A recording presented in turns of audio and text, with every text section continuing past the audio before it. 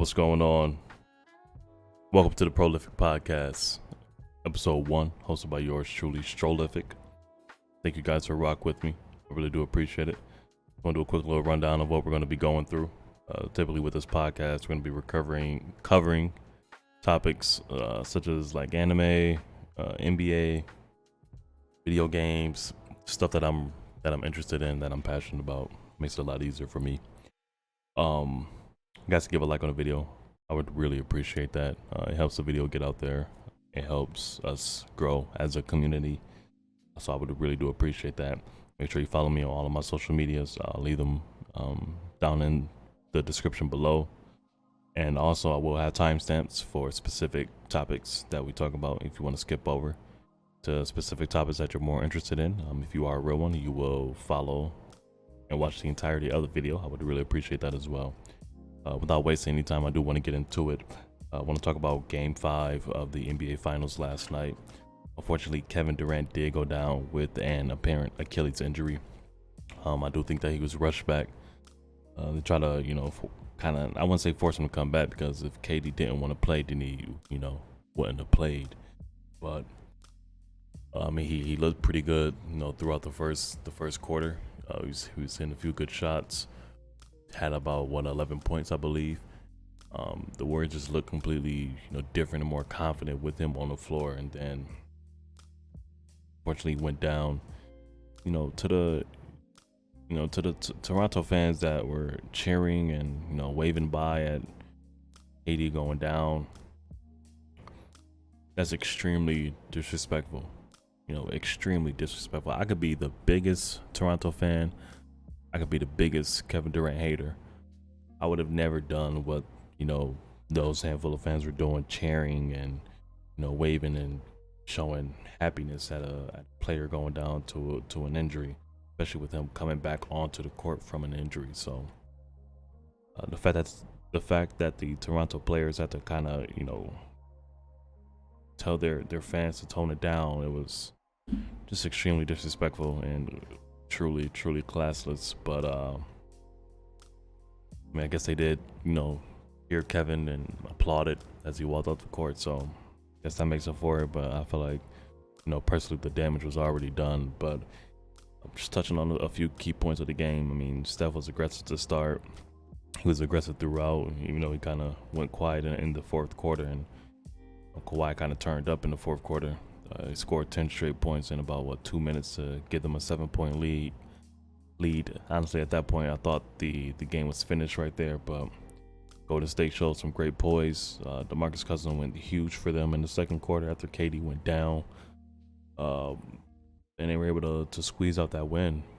Barely squeeze it out, but Toronto played great. I feel like they played pretty well. Besides, Kawhi Leonard wasn't as efficient as he normally is. He only shot, I think he shot like 9 for 24. And that's with his explosive fourth quarter. So prior to the fourth quarter, he was shooting abysmal. From the field. Raptors just pick Golden State apart with their pick and roll. I don't know why Golden State continues to switch all of their pick and rolls. They don't have that Hampton 5 defense that they had in 2015, 2016. So I feel like the Golden State, they need to, trap the players and kind of crowd them or fight over the screens, and don't necessarily switch, and kind of trust your help defenders to come over and help defense, because the Raptors pick and roll is just killing the Golden State Warriors. But Golden State, they did squeeze out the win. I think in order for them to win Game 6, Draymond Green and Andre Iguodala needs to be a lot more aggressive and looking for their shot and making their shots, because they were non-existent besides the Draymond Green 3 that he hit to kind of close the gap in the fourth quarter late. It's pretty huge. Overall, though, it was a really good game, really entertaining to watch. So we'll have to see what happens with Game 6, man. I kind of just want to entertain the series. I'm not a fan. I'm not rooting for either team. I just want to entertain the finals to watch.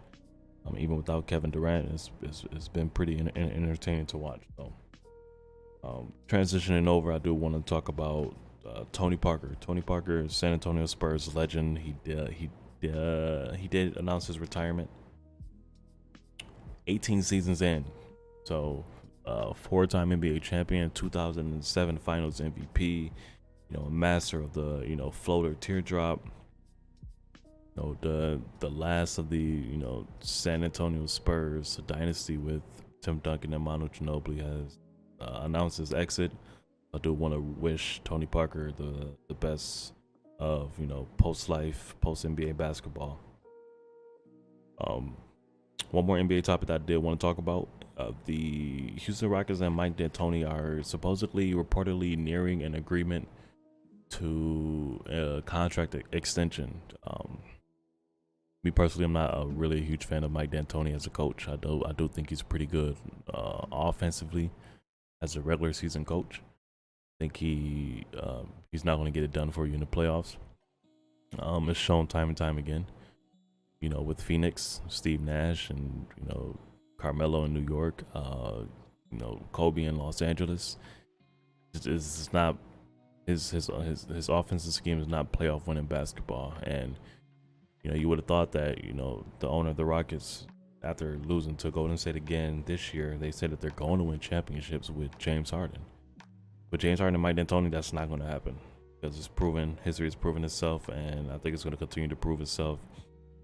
Rockets are trying to empty their roster and kind of make changes, but I don't know who's going to really accept those contracts, especially with the age of CP3 and huge contract that they gave Clint Capella, which I don't really think he's worth. So we'll see. We might have the same looking Houston Rockets team next season.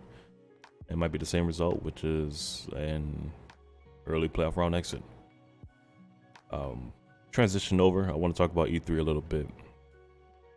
I haven't watched E3 the past few years. Watching it this year has reminded me why I have not watched it the past few years.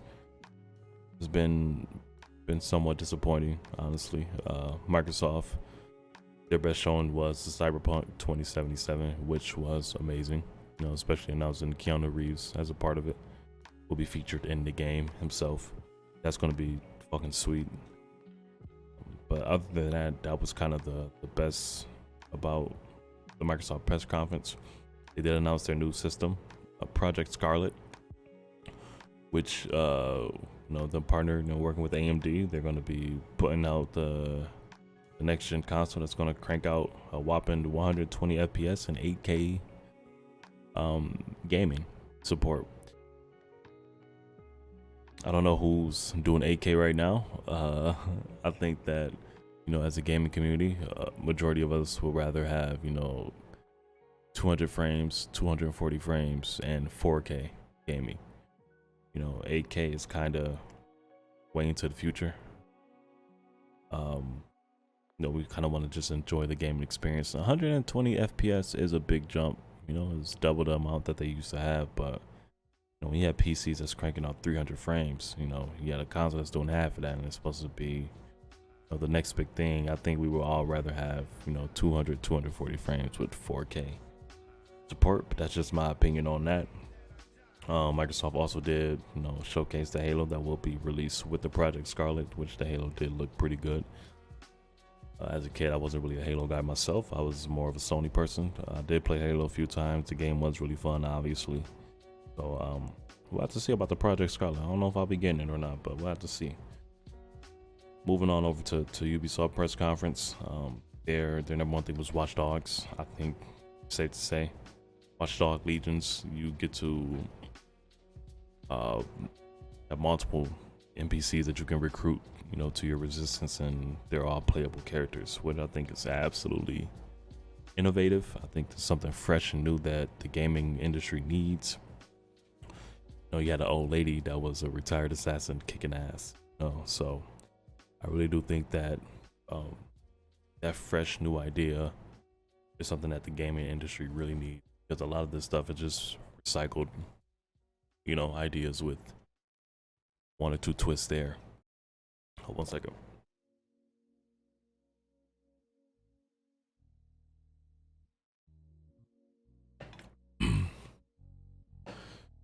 So I am very excited for Watch Dogs Legions.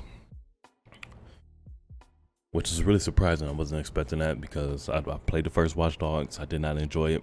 Didn't give the second Watch Dogs a chance, even though it looked pretty good. So I will be getting Legions though, for sure, for sure. A few other games that kind of caught my eye from the Ubisoft press conference was Rainbow Six Quarantine. Kind of a new, fresh idea, right? You know, PvE type game. You know, you have your squad. You guys got to fight off against, you know, an infection. I'm not really sure. They didn't showcase too much of it, but I'm eager to see what they do with that game. And a fun game that is available for demo today through the 14th, I think it was. Roller Champions. It's kind of like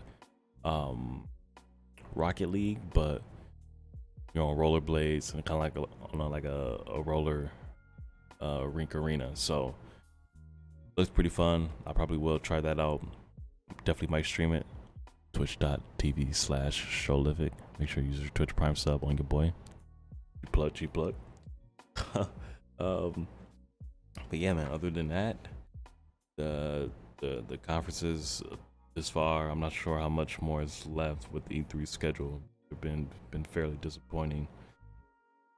And the most disappointing conference of them all was, or the most disappointing showing, Avengers, which is unfortunate because that's one of the games that I was looking forward to the most, probably. They announced it on Twitter a few weeks back. I don't know, I just watched the trailer and it didn't put any kind of excitement, you know. Like I was excited leading up to it, but if anything, it killed the excitement. And I don't know, it just didn't catch my eye. I kind of thought that it would be more of an open world type thing, and I could be wrong, and maybe they could kind of implement that. We will see, but you know, specifically coming off of Insomniac's Marvel Spider-Man, which was damn near perfect, I had high expectations, and I guess I should have just, you know, been realistic about it. But Avengers, it seems just really disappointing. It looks like the graphics weren't that good, visuals weren't that good. It kind of looks like a linear type, you know, single player gameplay. I don't know what it's going to be, but it just didn't do it, man. For this first episode of the Prolific podcast, I really do appreciate y'all rocking with me and watching the video. I know it was a little bit short. Once we get more, you know, topics to talk about, I just kind of wanted to do a short one for the first episode, just to kind of get myself accustomed to the rhythm and the style and the flow. We will get better, obviously. We will add more topics. I will include some anime, talk about some One Punch Man, Attack on Titan, stuff like that. New games, media news, Fortnite, etc., etc. But I do want to just crank out a quick one, just to kind of, you know, get used to it. So, again, thumbs up on the video. I really would appreciate that. Enjoy the rest of your day.